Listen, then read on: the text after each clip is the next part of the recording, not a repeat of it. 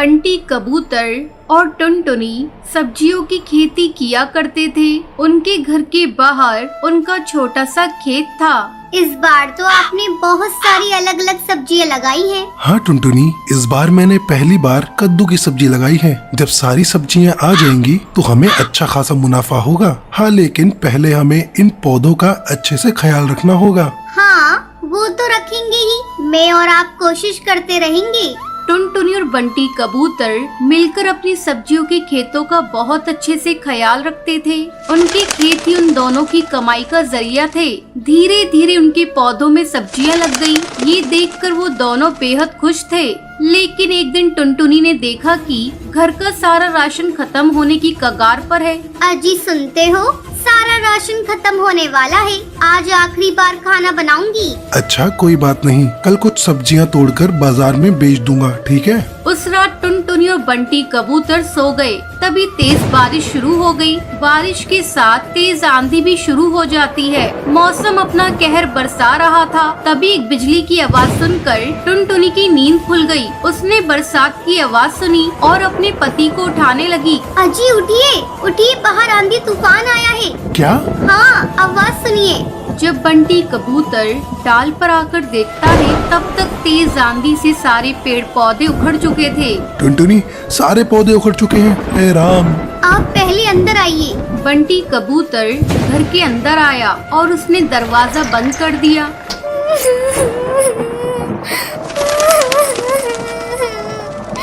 हे राम, अब हमारा क्या होगा? घर में तो राशन भी नहीं है। अब हमें भूखा रहना होगा। हे भगवान, तूने सारी मेहनत बेकार कर दी। अब मैं क्या करूं? अब क्या होगा? रो मत टुनटुनी, कुछ न कुछ जरूर होगा, लेकिन हमें भूखे मरने की नौबत नहीं आएगी। मौसम की मार से उनके सारे पौधे खराब हो चुके थे। ये सोचकर वो दोनों परेशान थे और सुबह हुई और मौसम का कहर रुक गया। आंधियां बंद हो गईं। फिर टुनटुनी और बंटी कबूतर अपने खेत में आए। यहाँ तो सब कुछ तितर बितर हो चुका है, सिवाय इस कद्दू के। तभी उनकी नजरों के सामने एक बड़ा सा कद्दू चमक रहा था।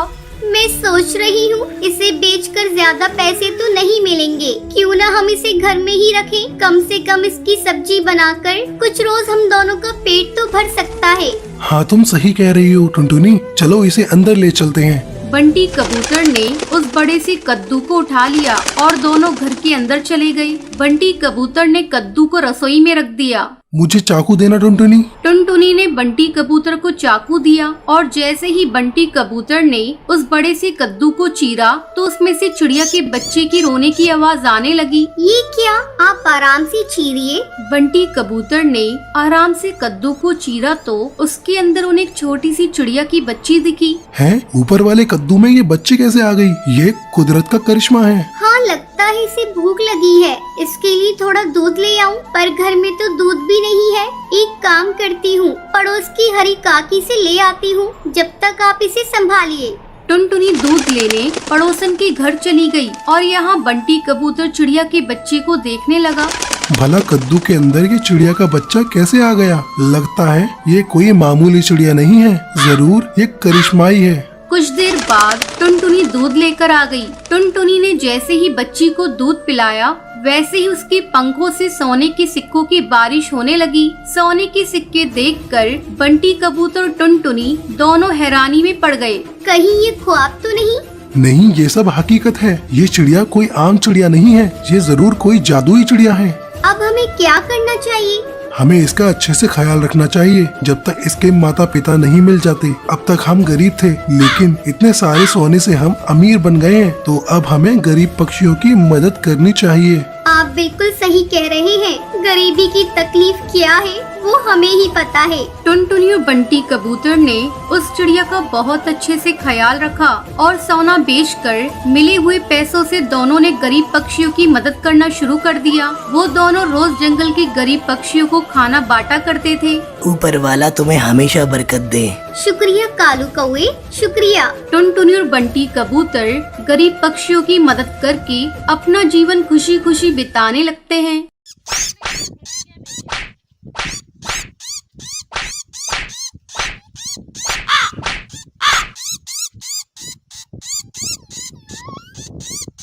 एक समय की बात है, सुंदरवन जंगल में टुनटुनी चिड़िया अपनी सौतेली बहन पिंकी चिड़िया और अपनी सौतेली माँ रानी चिड़िया के साथ रहा करती थी। टुनटुनी की माँ टूनी चिड़िया की मौत कुछ महीनों पहले एक सांप के काटने के कारण हो गई थी।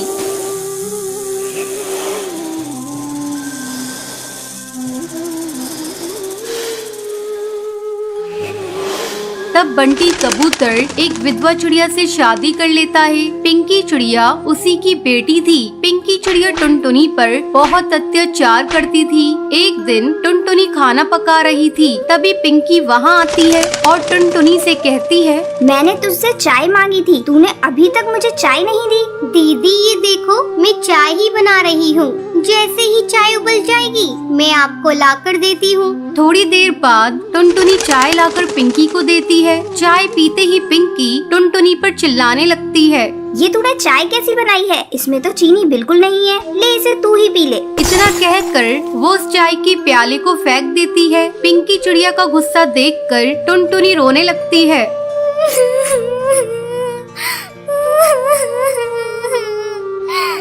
टुनटुनी की रोने की आवाज सुनकर रानी चिड़िया वहाँ आती है। तब टुनटुनी रोते हुए उससे कहती है,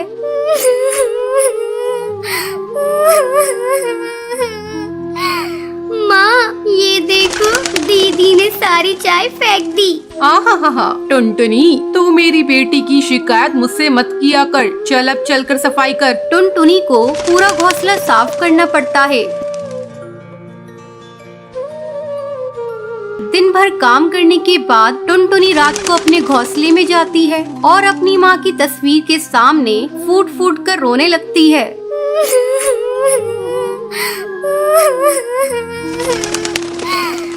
माँ तुम मुझे छोड़कर कहाँ चली गई? पिंकी चिड़िया मुझे बहुत सताती है। पापा भी अब मुझसे पहले की तरह प्यार नहीं करते।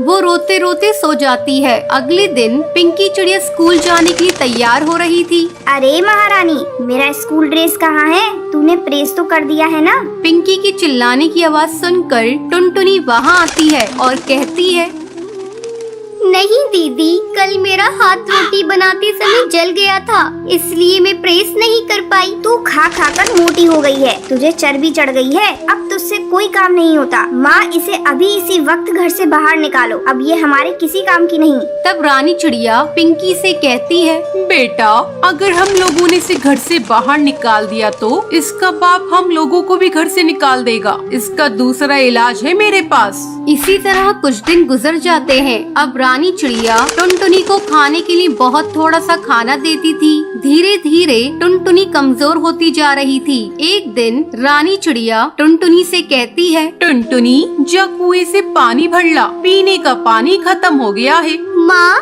मैं कुएं से पानी कैसे निकालूंगी? मैंने कभी कुएं से पानी नहीं निकाला, मैं कुएं में गिर जाऊंगी। तू डरती क्यों है? तेरे साथ पिंकी चिड़िया भी जा रही है। हिम्मत करके टुनटुनी पानी भरने के लिए कुएं पर जाती है।